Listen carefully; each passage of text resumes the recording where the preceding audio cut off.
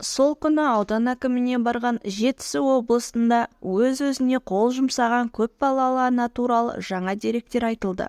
35 жастағы Балжан Өзбекованың жұбайы Алматыда құрылысшы болып жұмыс істеген.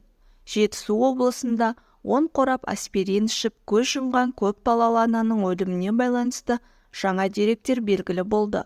Құрбысының айтуынша, марқұм сол күні аудан әкімінің қабылдауында болған.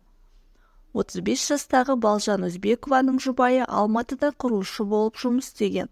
4 баланың анасының кенжесі әлі сәби.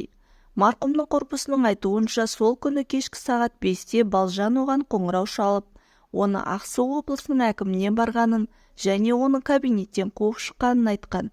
Жетісу облыстық полиция департаменті қазір Қазақстан Республика қылмыстық кодексінің 105 бабы бойынша қылмыстық іс қозғағанынан хабарлады. Тәртіп сақшылары әйелдің шенеунікке баруы, оның өліміне қатысы бар жоғын тексеріп жатыр. Еске салсақ, Жетісу облысында көп балалы ана өз-өзіне қол жұмсағанын хабарлаған едік. Жедел жәрдем бөлмесінде ол 10 қорап аспирин ішкенін мойындап, бір күннен кейін көз жұмды.